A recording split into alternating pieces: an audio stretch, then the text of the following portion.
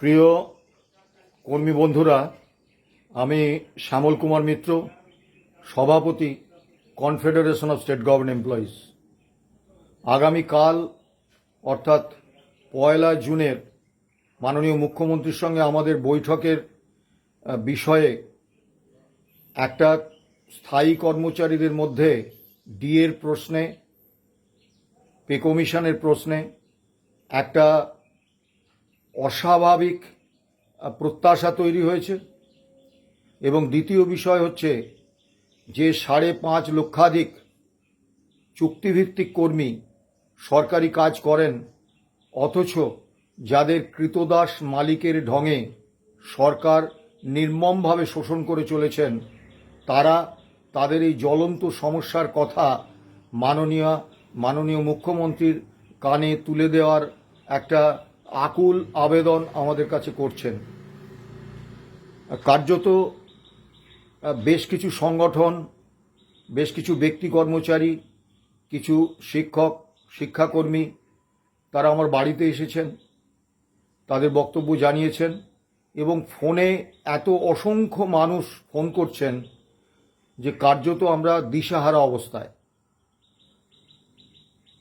আমরা ভেবেছিলাম 1 জুন বৈঠকের পরেই আমাদের যা বক্তব্য আমরা জানাবো, কিন্তু আগাম জানিয়ে দেওয়ার প্রয়োজন বোধ করছি, কারণ প্রত্যাশার বেলুনটা এতটাই উচ্চে উঠেছে যে হঠাৎ পতনে কর্মচারীরাও যেমন হতাশ হয়ে পড়বেন এবং আমরাও খুব সমস্যার মধ্যে পড়ে যাব। 1977 সালে পশ্চিমবাংলায় বামফ্রন্ট সরকার ক্ষমতায় এসেছিলেন। অন্যতম নির্বাচনী প্রতিশ্রুতি ছিল অল ইন্ডিয়া কনজিউমার প্রাইস ইন্ডেক্সের রেসপেক্টে রাজ্য কর্মীদের ডিএ এবং ডিয়ারনেস রিলিফ দেবেন তারা। এবং প্রয়াত মুখ্যমন্ত্রী জ্যোতি বসুর উক্তি ছিল, যে সরকার কর্মীদের ডিএ দিতে পারে না তার সরকারে থাকার কোনো অধিকার নেই। কিন্তু 34 বছরের বাম শাসনে আমরা একটা দিনের জন্যেও all India consumer price index মেনে ডিএ বা ডিয়ারনেস রিলিফ পাইনি। এটা সত্যি। পূর্বতন সরকার রোপা 2009-এ all India consumer price index মেনে ডিএ দেওয়ার সংস্থান রেখে গিয়েছিলেন বলেই আমরা মামলা করতে পেরেছিলাম এবং সেই মামলায় ঐতিহাসিক জয় এসেছে। অধিকার হিসেবে ডিএটাকে স্বীকৃতি দিলেও বাস্তবে বামফ্রন্ট সরকার কখনো all India consumer price index মেনে প্রাপ্য হওয়ার দিন থেকে ডিএ বা ডিয়ারনেস রিলিফ দেননি। 2011 সালে আর এক স্বপ্নের ফেরিওয়ালা পশ্চিমবাংলার মসনদে বসেন মমতা বন্দ্যোপাধ্যায়। তিনিও বিরোধী নেত্রী হিসেবে প্রয়াত জ্যোতিবাবুর ওই বাক্যটি ধার করে বারবার বলতেন, যে সরকার ডিএ দিতে পারে না তার ক্ষমতায় থাকার অধিকার নেই। এবং তিনিও রাজ্য কর্মীদের সমস্ত দাবি আন্দোলন ছাড়াই স্রেফ তার সদিচ্ছায় মিটিয়ে দেওয়ার প্রতিশ্রুতি দেওয়াটা কার্যত অভ্যাসে পরিণত করে ফেলেছিলেন। বিগত 15 বছরে আমরা হাড়ে হাড়ে বুঝেছি যে রাজনৈতিক নেতাদের নির্বাচনী প্রতিশ্রুতি তারা সরকারে এসে সম্পূর্ণ বিস্মৃত হন এবং বিপরীত অবস্থান নেন। 2014 সালে প্রধানমন্ত্রী পদপ্রার্থী নরেন্দ্র মোদীজি বছরে 2 কোটি চাকরি, প্রতি ব্যক্তি নাগরিকের ব্যাংক অ্যাকাউন্টে বিদেশের ব্যাংকে গচ্ছিত ভারতীয়দের কালো টাকা ফিরিয়ে এনে 15 থেকে 20 লক্ষ টাকা প্রদান, দ্রব্যমূল্য একেবারে জলের দামে সমস্ত জিনিস দেওয়া ইত্যাদি বহুবিধ প্রতিশ্রুতি দিয়ে ক্ষমতায় এসেছিলেন। কিন্তু 2014 সালের পর থেকে বছরে 2 কোটি চাকরি তো দূরস্থ, লক্ষ লক্ষ সরকারি ক্ষেত্রে শূন্য পদে নতুন নিয়োগ করেননি। শূন্য পদ বিপুল সংখ্যায় অবলুপ্ত করেছেন এবং কর্মীবর্গ ও প্রশাসনিক সংস্কার বিভাগ কেন্দ্রীয় সরকারের তারা একটা সেল তৈরি করেছেন যে এত বিপুল শূন্যপদ থাকা সত্ত্বেও নাকি উদ্বৃত্ত কর্মী আছেন, তাদের চিহ্নিত করে রিডিপ্লয়মেন্ট। শুধু তাই নয়, 379টি যে রাষ্ট্রায়ত্ত সংস্থা রয়েছে তার একটা বড় সংখ্যায় কর্মচারীদের, অফিসারদের স্বেচ্ছা অবসরের নামে বাধ্যতামূলক ছাঁটাই করেছেন। কেন্দ্রীয় স্বরাষ্ট্রমন্ত্রী অমিত শাহজিকে যখন প্রশ্ন করা হয়, সাংবাদিকরা প্রশ্ন করেন যে নরেন্দ্র মোদীজি তো এইসব প্রতিশ্রুতি দিয়েছিলেন কিন্তু এগুলো তো পালন হচ্ছে না, উনি অম্লান বদনে একাধিকবার বলেছিলেন ও তো নির্বাচনী জুমলা ছিল। 2026-এর আগেও পশ্চিমবাংলায় স্বয়ং প্রধানমন্ত্রী মাননীয় নরেন্দ্র মোদীজি, কেন্দ্রীয় স্বরাষ্ট্রমন্ত্রী অমিত শাহজি এবং বর্তমান মুখ্যমন্ত্রী শুভেন্দু অধিকারীজি রাজ্য কর্মীদের একটা স্বপ্নের ফেরিওয়ালা হিসেবে হাজির হয়েছিলেন এবং বিপুল প্রতিশ্রুতি দিয়েছেন। সেই প্রতিশ্রুতির কতটা পালন হবে কতটা হবে না এটা বলার সময় এখনো আসেনি, আমরা আশায় আছি। কিন্তু আমাদের সংগঠন 1982 সালে আমাদের সংগঠনের জন্ম লগ্ন থেকেই বিশ্বাস করেন সরকার হচ্ছেন মালিক, কর্মচারীরা হচ্ছেন শ্রমিক। শ্রমিক মালিকের চিরন্তন স্বাভাবিক সম্পর্ক হচ্ছে মালিক কম বেতন বা মজুরি দিয়ে, কম সামাজিক সুরক্ষা দিয়ে বেশি পরিমাণে কাজ করিয়ে নিতে চাইবেন এবং কর্মচারীদের ট্রেড ইউনিয়ন এবং গণতান্ত্রিক অধিকার যতটা সম্ভব হরণ করবেন। আর শ্রমিকদের তাদের রেশনাল বিহেভিয়ার বা যুক্তিসঙ্গত আচরণ হচ্ছে যে ঐক্যবদ্ধ কর্মী পক্ষ গড়ে তুলে মালিকের কাছ থেকে মালিককে বাধ্য করে ন্যায্য অধিকারগত এবং অর্থনৈতিক দাবি দাওয়াগুলো আদায় করা। কাজে আমরা 1 জুনের এই বৈঠকে খোলা মন নিয়েই যাচ্ছি, কিন্তু এরকম বিপুল কোনো প্রত্যাশা নিয়ে যাচ্ছি না যে আমাদের সমস্ত দাবি মিটে যাবে। বিশেষত এই ধরনের সভায় একটা নির্দিষ্ট আলোচ্য সূচি থাকে এবং এই সভারও একটা নির্দিষ্ট আলোচ্য সূচি আছে। আমাদের চিঠিতে যে আলোচ্য সূচির কথা যা বলা হয়েছে বা লেখা হয়েছে তাতে স্পষ্ট বলা আছে বৈঠকের আলোচ্য সূচি হচ্ছে confederation of state government employees and others versus state of West Bengal and others. এই মামলায় মহামান্য সুপ্রিম কোর্টের রায় এবং যে আদালত অবমাননার মামলাগুলি রয়েছে সেগুলি সম্পর্কে আলোচনা হবে। অর্থাৎ বাস্তবে মুখ্যমন্ত্রী, অন্যান্য মন্ত্রী বা যে উচ্চপদস্থ আধিকারিকরা এই সভায় থাকবেন তারা অত্যন্ত ব্যস্ত মানুষ, আলোচনার সময়ও নির্দিষ্ট। সেক্ষেত্রে এই আলোচ্য সূচির বাইরে অন্য কোনো বিষয় আলোচনা করা যাবে কিনা তা নিয়ে আমাদের যথেষ্ট সন্দেহ আছে। এমনকি এই আলোচ্য সূচি মেনে বৈঠক হলে সেখানে আমরা যে বর্তমানে 42% ডিএতে পিছিয়ে আছি, 4% 1 এপ্রিল থেকে অতিরিক্ত ডিএ দেওয়ার যে ঘোষণা পূর্বতন সরকার করে গিয়েছিলেন এবং অন্তর্বর্তী বাজেটে তার সংস্থান রেখেছিলেন, সেই ডিএটা অন্তত রিলিজ করার কথা বলার সুযোগ পাব এমনটা খুব নিশ্চয়তার সঙ্গে বলতে পারছি না। এরই মধ্যে হঠাৎ করে 2008-এর এপ্রিল থেকে 2015-র ডিসেম্বর পর্যন্ত পেনশনারদের একাংশের ব্যাংক অ্যাকাউন্টে বকেয়া ডিএ বা বকেয়া ডিআরনেস রিলিফের টাকা ঢুকে গেছে। কিছু কর্মচারী নেতা, শিক্ষক নেতা তারা প্রকাশ্যেই বিভিন্ন ইউটিউব চ্যানেলে এর মধ্যে শুভ লক্ষণ খুঁজে পেয়েছেন এবং সরকারকে অভিনন্দন জানিয়েছেন। আমরা অত্যন্ত স্পষ্টভাবে বলছি এতে বিষয়টা আরও জটিল হয়ে গেল। মালহোত্রা কমিটির বৈঠকে 3টি সংগঠন ডাক পেয়েছিল, confederation of state government employees, unity forum এবং কর্মচারী পরিষদ।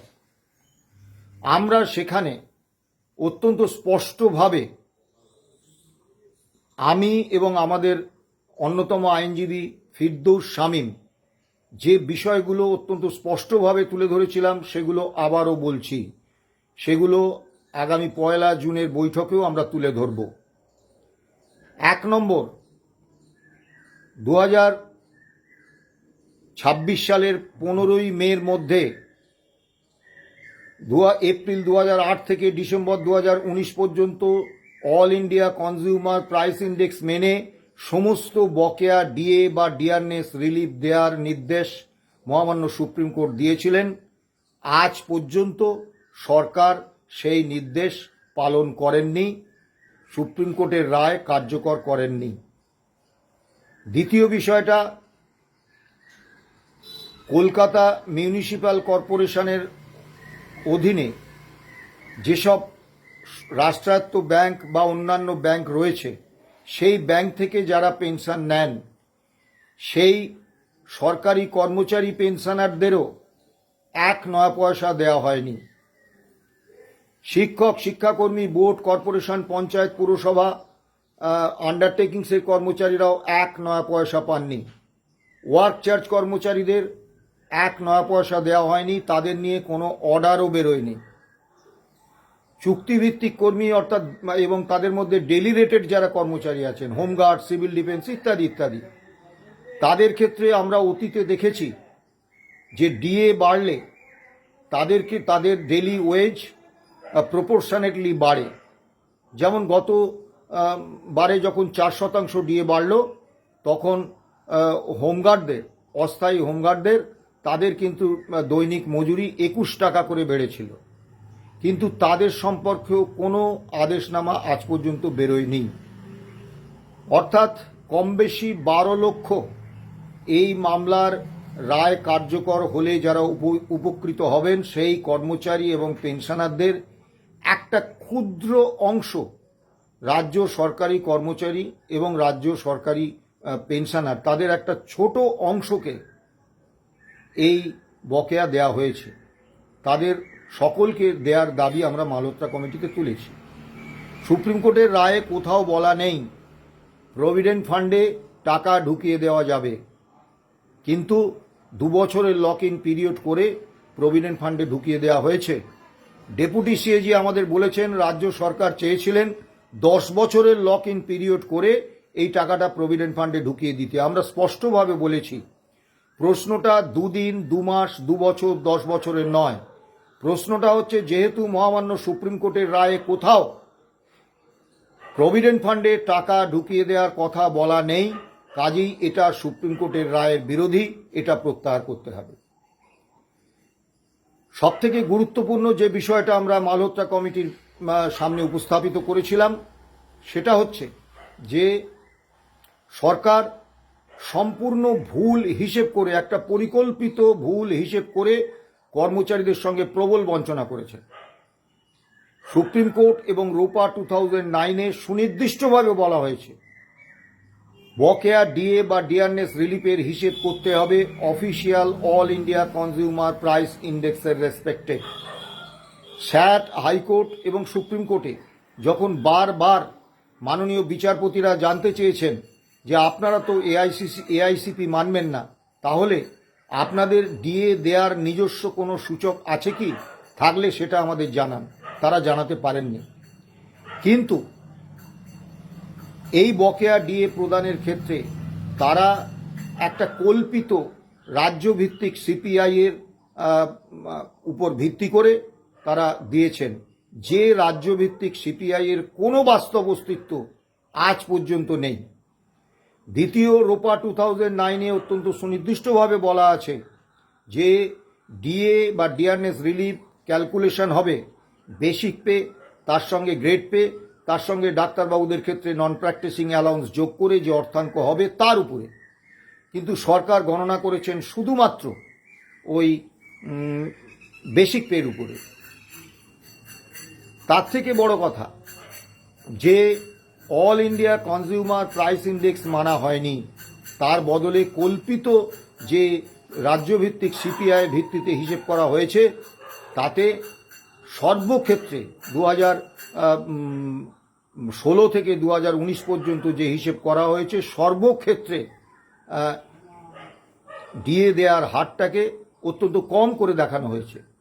ফলে যে কর্মচারীরা এ পর্যন্ত পেয়েছেন, ওই 16 থেকে 19 পর্যন্ত যে পেনশনাররা পেয়েছেন, তাদেরকেও তাদের all India consumer price index মেনে ডিএ দিলে এবং ওই বেসিক পে, গ্রেড পে এবং এনপিএ যোগ করে তার উপর গণনা করলে যে অর্থাঙ্ক তারা পেতেন, তার মাত্র 43% পেয়েছেন।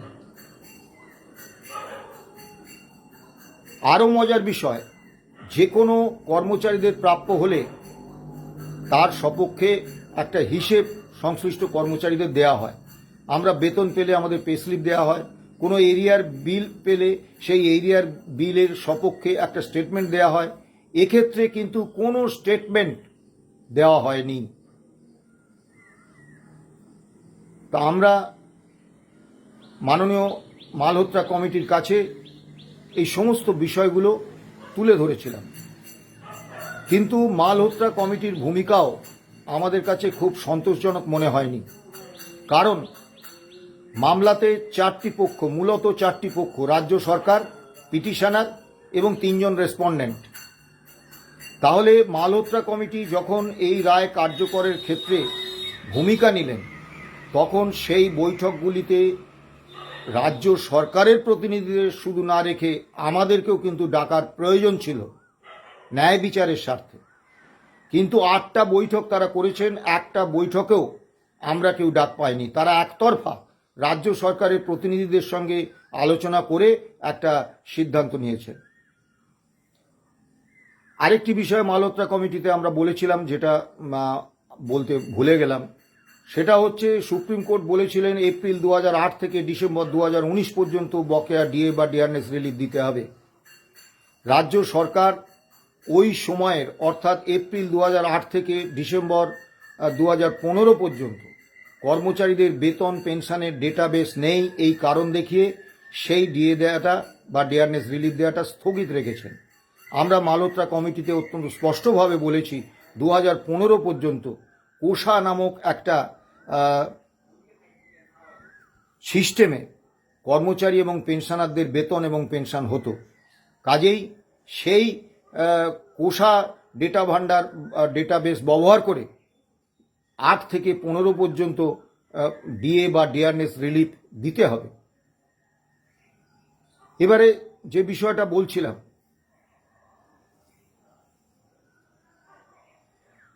আগামী 1 জুনে আমাদের সঙ্গে বৈঠক। সেই বৈঠকের আলোচ্য সূচি অনুসারে এই সমস্ত বিষয়গুলো আমরা মাননীয় মুখ্যমন্ত্রীর গোচরে আনার চেষ্টা করব। কতটা সময় পাব তা তো বলতে পারছি না। এর বাইরে যে বিপুল সংখ্যক কর্মচারী, মূলত চুক্তিভিত্তিক কর্মচারী, তারা আমাদের কাছে এসেছে, তাদের বিষয়টা একটু বলে নিই। 2013 সালে বর্তমান মুখ্যমন্ত্রী শুভেন্দু অধিকারীর হাত ধরে পশ্চিমবাংলায় NSQ vocational education class 9 to class 12 শুরু হয়েছিল। হরিয়ানাতেও একই সময় শুরু হয়েছিল। United West Bengal NSQF Teachers Association একটি স্মারকলিপি মাননীয় মুখ্যমন্ত্রীর হাতে তুলে দেওয়ার জন্য আমাদের কাছে দিয়েছেন। তারা এসেছিলেন আমার কাছে। তাদের বক্তব্য, আজ পর্যন্ত তারা স্থায়ী হননি, অথচ 1611টি স্কুলে মাধ্যমিক এবং উচ্চ মাধ্যমিক 3222 জন স্কিল ট্রেনার তারা এনসিইআরটি এবং রাজ্য সরকারের সমস্ত গাইডলাইন মেনে যোগ্যতা বিষয়ক পরীক্ষায় উত্তীর্ণ হয়ে স্বচ্ছতার সঙ্গে তারা নিয়োগ পেয়েছিলেন এবং তারা 16টি বিষয় মাধ্যমিক এবং উচ্চ মাধ্যমিক স্তরে পড়ান।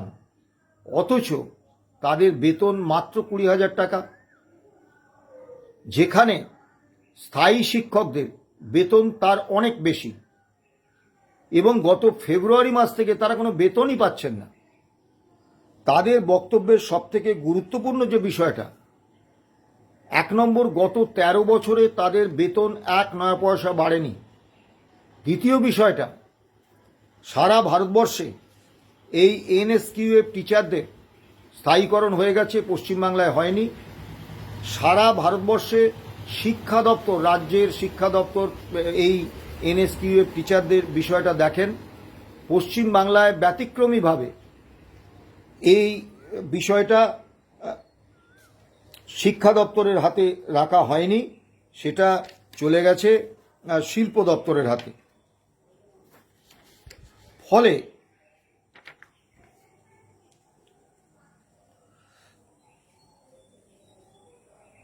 সেই দপ্তর, কারিগরি শিক্ষা দপ্তর, তারা একটা এজেন্সি প্রথায় এই এনএসকিউএফ শিক্ষকদের বেতন দেন এবং সেই থার্ড পার্টি এজেন্সি প্রথায় বেতন দিতে সরকারের বিপুল পরিমাণ টাকা ব্যয় হয়। যে টাকাটা যদি সরাসরি শিক্ষা দপ্তর এদের বেতন ভাতা দিতেন, ভাতা কিছু নেই, বেতন যদি দিতেন, তাহলে সেই বিপুল পরিমাণ টাকাটা কিন্তু ব্যয় হতো না, বছরে 56 কোটি টাকারও বেশি।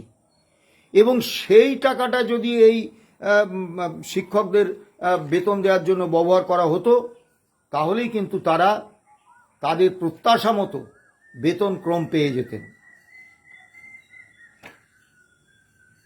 আপনাদের সমস্যা অত্যন্ত জ্বলন্ত, এই ব্যাপারে আমাদের কোনো সন্দেহ নেই। বিশেষত ফেব্রুয়ারি 2026 থেকে আপনারা বেতনই পাচ্ছেন না। এসেছিলেন মিড ডে মিল ওয়ার্কাররা, তারা মাসে বেতন পান 1666 টাকা। তারা শুধু বেতনের দাবি করেননি। আরেকটি কথা, কিছু মিড ডে মিল ওয়ার্কার এবং কিছু প্রাথমিক শিক্ষক আমাদের বলেছেন যে প্রাথমিকে 6 টাকা 72 পয়সা বরাদ্দে, পড়ুয়া পিছু বরাদ্দে একজন পড়ুয়াকে দুপুরের খাবার বর্তমান উচ্চ দ্রব্যমূল্যের বাজারে পুষ্টিকর সুষম আহার দেয়া সম্ভব নয়।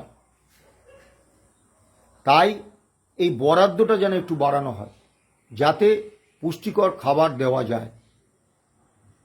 আজকের দিনে 1666 টাকা বেতনে, মাসিক বেতনে সরকারি কাজ করছেন, এটা খুব লজ্জা। এসেছিলেন পঞ্চায়েতের ট্যাক্স কালেক্টররা, তারা 600 টাকা বেতন পান। একটা সভ্য দেশে কোনো সরকার 600 টাকা মাসিক বেতনে কোনো সরকারি কাজ করিয়ে নিচ্ছেন, এরকম উদাহরণ কার্যত বিরল। জীবিকা সেবকরা, বেশ কিছু জীবিকা সেবক এসেছিলেন এবং বেশ কিছু প্রচুর সংখ্যায় জীবিকা সেবক রোজ ফোন করছেন। আজকেও সকালে আমি যখন এখন ভিডিও করছি, প্রচুর ফোন কিন্তু আসছে তাদের, অনেকগুলি জীবিকা সেবকদের। জীবিকা সেবক নিয়োগ করা হয়েছিল কেন্দ্র রাজ্য একটি যৌথ প্রকল্পে। উচ্চ মাধ্যমিকে যারা বিজ্ঞান নিয়ে 50% নম্বর পেয়েছেন তারাই আবেদন করার যোগ্য ছিলেন। একটা যোগ্যতা ভিত্তিক, মেধা কেন্দ্রিক, উৎকর্ষ নিয়ন্ত্রক প্রতিযোগিতামূলক পরীক্ষার মাধ্যমে জীবিকা সেবকদের পঞ্চায়েত স্তরে নিয়োগ করা হয়েছিল। তাদের কাজ ছিল কর্মপ্রার্থী যে বেকার যুবক যুবতী, তাদের কাজের উপযোগী করে তোলা, বিভিন্ন কাজের সংস্থান দেখানো এবং সরকারি যে বিভিন্ন নিয়োগ প্রক্রিয়া, সেই নিয়োগ প্রক্রিয়ায় অংশগ্রহণের জন্য প্রস্তুত করে তোলা। দুর্ভাগ্য, গত 9 বছর ধরে এই জীবিকা সেবকরা 1 নয়া পয়সা বেতন পাচ্ছেন না। আপনারা জানেন প্রত্যেকেই, বাম সরকারের আমলে মুখ্যমন্ত্রীর বেতন ছিল 12,000 টাকা, বিধায়ক এবং অন্যান্য মন্ত্রীদের বেতন ছিল 11,000 টাকা, বিধায়কদের বেতন ছিল 9,000 টাকা। মমতা বন্দ্যোপাধ্যায় সরকার মন্ত্রীদের বেতনটাকে 1.5 লক্ষ টাকা, এমএলএ বা বিধায়কদের বেতনটা 1,25,000 টাকা করে দিয়েছেন, যা সারা ভারতবর্ষে কার্যত নজিরবিহীন বৃদ্ধি। এবং বিধায়ক বা মাননীয় মন্ত্রীরা শুধু এই বেতনের টাকাটাই পান না, তারা বিভিন্ন ভাবে বিভিন্ন সুযোগ সুবিধা পান, সে টেলিফোন থেকে শুরু করে, বাসস্থান থেকে শুরু করে, গাড়ি থেকে শুরু করে বিপুল সুবিধা পান, যার ফলে তাদের বাস্তব যে প্রাপ্তি সেটা আরো অনেক বেশি। পশ্চিমবাংলায় বিরোধী দল ছিলেন বিজেপি, মাননীয় বর্তমান মুখ্যমন্ত্রী শুভেন্দু অধিকারীর নেতৃত্বে। তারা বিধায়ক এবং মন্ত্রীদের এই বিপুল বেতন বৃদ্ধির ব্যাপক সমালোচনা করেছিলেন, কিন্তু প্রত্যেক ৭৭ জন বিরোধী বিধায়ক প্রত্যেকেই এই বর্ধিত বেতনটা কিন্তু হাসি হাসি মুখে তাদের ব্যাংক অ্যাকাউন্টে নিয়েছেন। এখন আপনারা বলতেই পারেন, বেতন তো ব্যাংক অ্যাকাউন্টে চলে যায়, বিধায়করা নেবেন না বলবেন কি করে? বিকাশ রঞ্জন ভট্টাচার্য রাজ্যসভার সাংসদ ছিলেন, সম্প্রতি তার কার্যকালের মেয়াদ শেষ হয়েছে। তিনি অত্যন্ত স্পষ্ট ভাষায় মাননীয় স্পিকার, লোকসভার স্পিকারকে, রাজ্যসভার স্পিকারকে জানিয়ে দিয়েছেন যে তিনি কোনো পেনশন নেবেন না, সেইভাবেই যেন তার পেনশনের কোনো বিল তৈরি না হয়।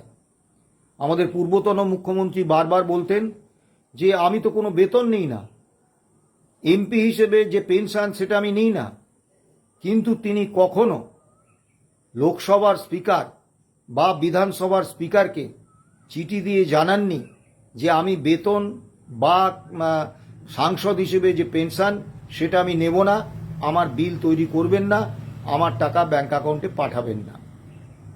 তা এই বিজেপি বিধায়করা, বিরোধী বিজেপি বিধায়করা কিন্তু তারা ইচ্ছা করলেই মাননীয় স্পিকারের কাছে চিঠি দিয়ে বলতে পারতেন যে এই বিপুল পরিমাণ বেতন বৃদ্ধি আমরা মানছি না, এটা অন্যায়, সেই আমাদের যে বেতনের বৃদ্ধি সেটা আমরা নেব না, দয়া করে বর্ধিত বেতনের আমাদের কোনো বিল করবেন না। সেটা কিন্তু তারা দেননি। অথচ যে পরিমাণ বেতন বৃদ্ধি হয়েছে বিধায়ক এবং এমএলএদের, সেই টাকাটা যদি এই জীবিকা সেবকদের বেতন দেওয়ার কাজে ব্যবহার হতো, তাহলে কিন্তু তারা প্রত্যেকে একটা সম্মানজনক বেতন পেয়ে যেতেন। বাস্তবে সিঙ্গুরে যে ভয়ঙ্কর ধ্বংসাত্মক যজ্ঞ মমতা বন্দ্যোপাধ্যায় চালিয়েছিলেন, টাটাদের প্রতিদ্বন্দ্বী শিল্পগোষ্ঠীর পরিকল্পনায়, অর্থে এবং স্বার্থে একটা কর্পোরেট লড়াই, যাকে কৃষক আন্দোলনের মোড়কে সংবাদ মাধ্যমের সহযোগিতায়, কিছু ভাড়া করা বুদ্ধিজীবীর প্রত্যক্ষ অংশগ্রহণে একটা ধ্বংসযজ্ঞ চালিয়েছিলেন। তার ফলে টাটাদের মতো সংস্থা 92% তৈরি হয়ে যাওয়া, উৎপাদন শুরুর মুখে থাকা একটা কারখানা ছেড়ে চলে যেতে বাধ্য হয়েছিলেন। এবং সারা ভারতবর্ষের এবং বিদেশে শিল্পপতি, বিনিয়োগকারীদের কাছে এই বার্তা পৌঁছে গিয়েছিল যে পশ্চিমবঙ্গ হচ্ছে সেই রাজ্য যে রাজ্যে টাটাদের মতো আন্তর্জাতিক খ্যাতিসম্পন্ন বিশাল বড় শিল্প সংস্থা, তারাও 92% তৈরি হয়ে যাওয়া, উৎপাদন শুরুর মুখে থাকা শিল্প, 52টি অনুসারী শিল্প, একটি উপনগরী সহ পরিত্যাগ করে চলে যেতে বাধ্য হন। কাজেই পশ্চিমবাংলায় বিনিয়োগের কোনো নিরাপত্তা নেই। অন্য শিল্প সংস্থার ক্ষেত্রে যে এই ঘটনা ঘটবে না তার কোনো নিশ্চয়তা নেই। এই কারণে গত 15 বছরে পশ্চিমবাংলায় 1 পয়সা বিনিয়োগ হয়নি। ফলে এবং স্থায়ী পদে 6.5 লক্ষের বেশি শূন্য পদে মমতা বন্দ্যোপাধ্যায় সরকার কোনো নিয়োগ করেননি। ফলে শিক্ষিত বেকার যুবক যুবতীদের সামনে দুটি অপশান ছিল। একটা হচ্ছে পরিযায়ী শ্রমিক হিসেবে রাজ্যের বাইরে কাজ করতে যাওয়া, সেখানেও ভয়ঙ্কর বিপদ, অত্যাচারের বিপদ, বাংলাদেশি হিসেবে চিহ্নিত হয়ে বাংলাদেশে পাঠিয়ে দেওয়ার বিপদ, এমনকি মৃত্যুর বিপদ। তাই শিক্ষিত বেকার যুবক যুবতীদের একটা বড় অংশ চুক্তিভিত্তিক কর্মী হিসেবে নিযুক্ত হয়েছেন, হতে বাধ্য হয়েছেন, যাদেরকে কৃতদাস মালিকের ঢঙে একেবারে কৃতদাস হিসেবে সরকারি কাজ করিয়ে নিয়েছিলেন মমতা বন্দ্যোপাধ্যায় সরকার, এবং এখনও সেই প্রক্রিয়া চলছে। সেই 5.5 লক্ষ চুক্তিভিত্তিক কর্মীদের অবস্থা সত্যিই অবর্ণনীয়। আমি যে কারণে আজকের এই ভিডিওতে এলাম, যে আমরা আপনাদের প্রত্যেকের যন্ত্রণা নিয়ে দিন রাত বলি। কিছু হাসপাতাল কর্মী এসেছিলেন, তারা তাদের নিজেদের পেশাগত দাবির কোনো কথা বলেননি। তারা বলেছেন যে 3 বেলা রুগীদের পুষ্টিকর আহার এবং 2 বেলা চা দেওয়ার জন্য রুগী পিছু সরকার বরাদ্দ করেছেন 56 টাকা 13 পয়সা। এই 56 টাকা 13 পয়সায় একজন রুগীকে 3 বার পুষ্টিকর আহার এবং 2 বার চা দেওয়া সম্ভব হয় না। তার উপর আছে হাসপাতালের পদস্থ আধিকারিকরা, যে কন্ট্রাক্টররা এই কাজটি করেন তাদের থেকে কাটমানি নেন। ডাক্তারবাবুরাও আছেন একাংশ। তারা এই রুগী পিছু বরাদ্দটা বাড়ানোর কথা বলেছেন। আইসিডিএস এর কর্মীরা এসেছিলেন, তারা ওই শিশু এবং গর্ভবতী মায়েদের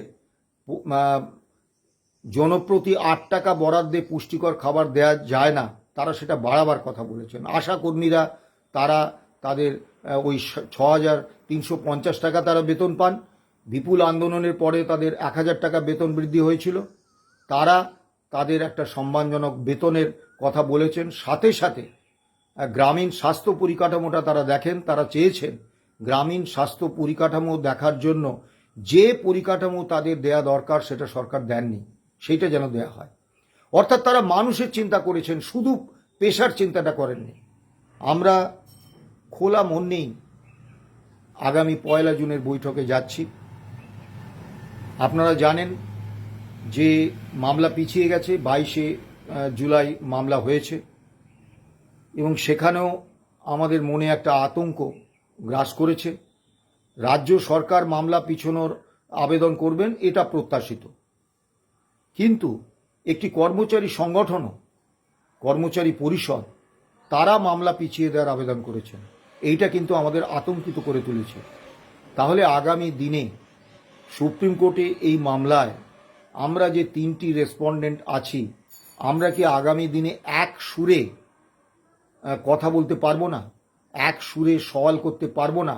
এই আতঙ্কটা কিন্তু আমার মনে জেঁকে বসেছে। আমি এ সম্পর্কে আর বিস্তারিত বললাম না। আগামী 1 জুনে ওই সংগঠনের কি ভূমিকা বৈঠকে হয় সেটা দেখে আমি 1 জুন এ বিষয়ে আরও বিস্তারিত বলবো। পরিশেষে বলবো যে আমরা খোলা মন নিয়েই আলোচনা করতে যাচ্ছি, কিন্তু এটা আমরা মনে বিশ্বাস করি না। সরকার যদি মনে করতেন যে সুপ্রিম কোর্টের রায় অবিলম্বে কার্যকর করবেন, তাহলে তারা সেটা করে দেখাতেন, তার জন্য বৈঠকের প্রয়োজন হতো না। দ্বিতীয় বিষয়টা, সরকার শুধু মামলার সঙ্গে সংশ্লিষ্ট সংগঠন 3টি এবং আদালত বান্ধব হিসেবে একটি মঞ্চ তাদের ডেকেছে। তার বাইরে এই 4টি সংগঠন কিন্তু 12 লক্ষ, কম বেশি 12 লক্ষ উপভোক্তার প্রতিনিধিত্ব করেন না, তাদের একটা অংশের প্রতিনিধিত্ব করেন। বাকি বিপুল সংখ্যায় কর্মচারী এবং পেনশনারদের প্রতিনিধিত্ব করেন আরও বিভিন্ন সংগঠন, তাদেরকে কিন্তু ডাকা হয়নি। এই মামলাটা আমরা করেছি, মামলা আমাদের, কিন্তু তার দাবিটা হচ্ছে সমস্ত রাজ্যকর্মী এবং পেনশনারদের। কাজেই তারা এই আলোচনার বৈঠকে থাকলে অনেক সুবিধে হতো। আমরা জানি না এই এজেন্ডা ভিত্তিক বৈঠকে ঠিক কতটা আমরা বলতে পারবো, কিন্তু এটুকু আমরা বলতে পারি, যদি সুযোগ পাই আপনাদের প্রত্যেকের বক্তব্য আমরা মাননীয় মুখ্যমন্ত্রীর কাছে তুলে ধরার চেষ্টা করব। কিন্তু এজেন্ডা নির্দিষ্ট, সময় নির্দিষ্ট, মাননীয় মন্ত্রী এবং মুখ্যমন্ত্রী অত্যন্ত ব্যস্ত। সেই বাস্তব পরিস্থিতিতে আপনাদের এই বিপুল জ্বলন্ত সমস্যার কতটা তুলে ধরা সম্ভব হবে বা আদৌ সম্ভব হবে কিনা সে সম্পর্কে কিন্তু আমরা কোনো নিশ্চয়তা দিতে পারছি না। ভালো থাকবেন, সুস্থ থাকবেন। আপনাদের প্রত্যেকের জ্বলন্ত সমস্যা এবং অসহায় অবস্থার প্রতি আমরা অত্যন্ত সহানুভূতিশীল এবং আপনাদের জন্য কিছু করতে পারলে আমরা নিজেদেরকে গর্বিত বোধ করব। কিন্তু কতটুকু হবে সেটা বাস্তব পরিস্থিতির কারণেই আমরা নিশ্চয়তা দিতে পারছি না। ভালো থাকবেন, সুস্থ থাকবেন। নমস্কার।